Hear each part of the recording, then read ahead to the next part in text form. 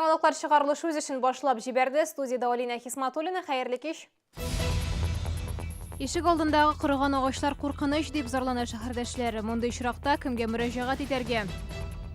Пассажир йөртүче автобуслар лицензияле булырга тиеш. Федерация советы әлеге закон проектын хуплады. Шәһәрдәшләрнең мөрәҗәгатын ишеттеләр. Шулман проспектында яңа борылыш барлыкка килде. Ишек алдында йөрергә куркыныч кырыган агачлар аварга мөмкин. Чоло ТВ редакциясенең кайнар элемтә телефонына 4105 йортында яшәүчеләр шундый зар калдырды. Агачлар инде кар, таулар авып, бирдән узучыларга яки якында куелган машиналарга зыян китерергә мөмкин дип борчыла шәһәрдәшләр. Теманы Мәрьям Файрушина дәвам итә. Дети, это что скажите? Смотрите, она же упадет скоро. 4105 йортының ишек алдында агачлар күп. Аларның кайберләре биредә яшәүчеләргә тынгылык бирми. Сентябрьдә агачның бер зур ботагы скамейя өстенә төшкән. Я выходила на магазин, пошла. Дерево это не было, это самое, сухое дерево не упало. Через полчаса я пришла, уже это дерево лежало на лавочке, посреди прямо вот этого двора, вот у нас на лавочке лежало. Хорошо, что не было ни детей. У нас ведь пенсионеры. Мондай очрак җәй көне дә булган, йорт артында тирәк агачы машиналар өстенә ауган. Утром около окна стою, только вижу, что черное пятно, как упало. Я вижу, что упало дерево.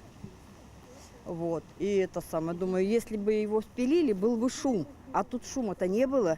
Бу проблема шәһәр буенча күзәтелә. Быел май ахырында көчле җил чыгып 5нче комплекстагы агач ауды. Ул якында торган машинага зыян салды. Картайган, кырыган агачларны юк итәргә кирәк ди шәһәрдәшләр. Мәсьәләгә ачыклык кертер өчен без коммуналчыларга мөрәҗәгать иттек. По обращению жителей жилого дома 4105 мы отправляли письмо с получением разрешения на обрезку тополей во дворе жилого дома. Разрешение получено, определен срок выполнения этих работ до 18 марта 2019 года. Я надеюсь, что работы эти будут выполнены. Биредә шулай ук Сөембикә һәм Халыклар дуслыгы проспектлары буйлап үскән тирәкләрне кисәргә рөхсәт көтәбез дип аңлаттылар. Мәрьям Файрушина, Эльдар Шайдуллин, Яңалыклар. Әгәр сезнең нидә булса проблема борчыса ки шатлыклы хәбәр җиткерәсегез килсә, безнең редакциянең кайнар элемтә телефонына шалтыратыгыз. 51-31-31 номеры тәүлек дәвамында эшли. Кыска гудоктан соң хәбәрегезне әйтегез. Безнең корреспондентлар сезнең белән элемтәгә кирип проблемагызны хәл итәргә булышыр. Шалтыраткач исемегезне һәм телефон номерыгызны калдырырга онытмагыз. Бүген Чаллыда республиканың пассажир йөртүче оешма җитәкчеләре күзәтү органнары белән очрашты. Алар тикшерү нәтиҗәләре буенча фикер алыштылар һәм автобус йөртүләрен мәҗбүри лицензияләү турында сөйләштеләр. Октябрьдә Дәүләт Думасы 3нче укылышта пассажирлар йөртүне лицензияләү буенча закон проектын кабул итте. Бүген документны Федерация советы хуплады. Закон проекты пассажирларга ничек йогынты ясый, безнең сюжетта. Документ буенча лицензия алмыйча гына пассажирларны йөртү мөмкинлеге булмаячак. Хәзер 8дән артык кеше йөртә торган барлык транспорт чарасы тахографлар белән җиһазландырылырга тиеш. Аларның күрсәткечләрен күзәтчелек органнары тикшерә ала. Заказ буенча пассажир йөртүчеләрне мәҗбүр лицензиялау көн саен медицина тикшерүен үтәргә һәм хәрәкәт графигын үтәргә мәҗбүр итә. Что означает нет лицензии? Значит, можно и без медосмотра проходить, и все. Чтобы получить лицензию, весь этот перечень нужно будет предоставить в Казань. Моя супруга сегодня ночью вернулась с Оренбурга, уже рейсы снимают. То есть она должна была выехать 16 часов по ихнему времени. Задержкой выехала уже на другом автобусе, уже лицензиат вез их. То есть с рынка уходят серые нелегальщики.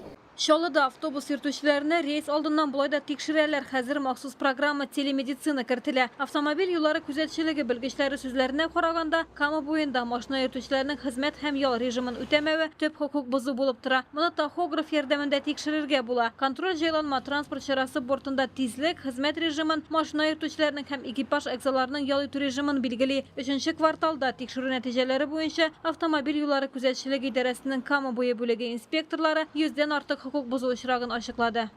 Основными нарушениями явились нарушение режима труда и отдыха водителей, отсутствие обученных аттестованных должностных лиц, нарушение проведения путевой документации, непроведение инструкторов с водительским составом. Билгеләп үтәргә кирәк, соңгы вакытта автомобиль юллары күзәтчелеге белгечләре рейдларны ешрак уздыра башлады. Урта Идел төбәк ара идарәсендә быел 700-гә якын масса күләм тикшерү үткәрелгән. Хокук бозучыларны җаваплылыкка тартканнар. Штрафлар суммасы 14 миллион сумнан артык. Гүзәл Габдуллина, Илдар Шайдуллин, яңалыклар. Шулман проспектында яңа борылыш барлыкка килде. Шәһәрдәшләр Шулман һәм Яшьлек проспектлары киселешенә күптән зарлана иде. Социаль челтәрләрдә мэрның кабул итү бүлегенә халык контроле порталына мөрәҗәгатьләр эзсез узмаган. Әлеге урында реконструкция үткәрелде, полоса киңәйтелде, борылыш ясалды. Хәзер автомобиль йөртүчеләр Яшьлек проспектына килеп җитәрәк Шулман проспектында да борыла ала. Раньше были определенные неудобства, там было достаточно узкое место. Вот, ну, все те вопросы, которые были заданы мэру города, то есть все это было услышано и, соответственно, проведена небольшая реконструкция. То есть этот узел переделали. Азира иясез хайваннар приюты ярдәмгә мохтаҗ. Итылган грант акчасына яңа территориядә карантин бинасы төзелде. Тик ут кертелмәгән. Бирегә хайваннарны төрле халәттә алып киләләр. Кайбер чакта аларга медицина ярдәме дә кирәк була. Азира приютында хәбәрчебез булып кайтты. Азира приютына иясез этләрне Чаллыдан гына түгел, хәтта күрше шәһәр һәм районнардан китерәләр. Барысына да хәлдән килгәнчә ярдәм итәргә тырышабыз ди оештыручылар. Биредә эшчеләр юк, хайваннарга битараф булмаган волонтерлар ярдәм итә. Этот приют он создан для того, чтобы приютить этих животных, дать им временный дом.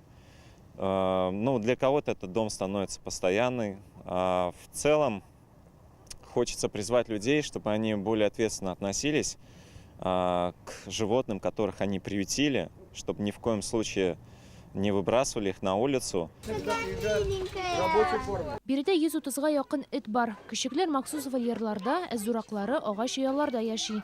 Хәзер приют яңа җирдә, металлургия урамы һәм Мизәлә тракты кисешендә урнашкан. Территориясе зур. Отылган 1 200 000 сумлык грант акчасына карантин бинасы төзелгән. Җылылык һәм канализация системасы да бар. Монда шәһәрдән килгән этләр бер ай карантин үтәчәкләр. Ана бер ай вакытында аларга вакцинациялар ясыйлар, аннары инде урамдагы вольерларга күчерәләр. Ут булмау һәм начар юллар бүгенге көндә төп проблемалар. Оештыручылар һәм волонтерлар алдагы көннәрдә кышкы суыкларга вольерларны әзерләргә ниятли. Марьям Файрушин, Элдар Шайдуллин, яңалыклар. 27 октябрь шимбә көнне Чаллы бөтендөнья татарча диктант акциясына кушыла. Теләгән һәркем татар телен белү дәрәҗәсен тикшереп карый алачак. Акция 3 җирдә узачак. Диктантны Чулман проспекты 6 йорт адресы буенча урнашкан Эврика мәдәният үзәгендә, Мулланур Вахитов исемендәге 2 гимназиядә һәм Зәб бистәсендәге 4 мәктәптә язып булачак. Диктант көндезге сәгать 1дә башлана. Быел татарча диктант 20 илдә һәм Россиянең 60 төбәгендә узар дип көтелә. Татарстан җирлегендә Гаяз Хакый әсәреннән үзек кулланылачак. Әлеге үзек инде безгә бары тик 2-3 көн калагына бирелә. Һәр катнашкан кеше сертификат белән бүләкләнә. Бу сертификатлар инде татарча диктант яз сайтында 30 ноябрьгә кадәр билгеле булачак. Гадәттән тыш хәлләр министрлыгы иртәгә 25 октябрьдә һава торышы начарлануы турында кисәтә. Көн дәвамында көчле җил исәчәк, яңгыр явачак. Җилнең тизлеге секундына 20 метрга җитәргә мөмкин. Шуңа күрә электр чыбыклары өзелү, эленмә конструкцияләр һәм агач будаклары сынып төшү куркынычы бар. Гадәттән тыш хәлләр министрлыгы сак булырга чакыра. Хәзер реклама мәгълүматы. Чаллыда танылган Бөтен Россия ярминкәсе ачылды. Удмуртия күргәзмә үзәгенең Бөтен Россия ярминкәсе Чаллыда. Монда һәркем үз зәвыгына туры килерлек әйбер таба ала. Удмуртиядан ит ярым эшләнмәләре һәм сөт продуктлары, тәмле десертлар, тәмләткеч һәм чәйләрнең төрле төрләре, тайгадан җиләкләр һәм бал. Балык продукциясының генә дә 100дән артык түре бар. Рыба из Камчатки, из Сахалина. Очень хороший, свежий продукт всегда у нас. У нас есть и сель, есть белуга, есть палтус, чевыча, белорыбица. Ярминкәдә фарсы япмалары, Гарәбстаннан парфюм бар. Шулай ук биредә аяк киемнәре һәм баш киемнәре дә сайлау мөмкинлеге зур. Есть современные головные уборы, есть шляпки, вот такие вот из кашемира, которые можно мять, стирать, но объем будет держаться всегда. Шәһәрдәшләр Бөтен Россия ярминкәсенә бик теләп йөри. Бик матур ярминкә, бик күп товарлар, бик нык ошады.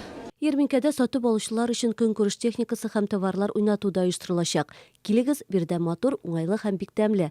32-нче комплекска якын Мегастрой гипермаркеты янында ярминкә атна ахырына кадәр эшли. Бу сезгә ишкерәсе соңгы мәгълүматыбыз иде. Мин Алина Хисматуллина, сезнең белән сау булашам. Игътибарыгыз өчен рәхмәт.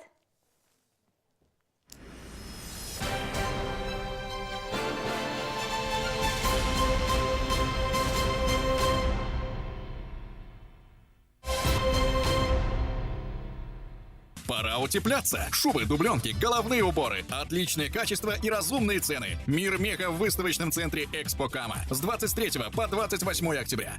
Клиника Нуриевых. Лечение бесплодия и ведение беременности. Набережные Челны. Встречай с 18 октября по 4 ноября. Все осенние куртки 3500 рублей. Зимние 4500. Размеры до 72. Экспокама, проспект Московский, 140Б.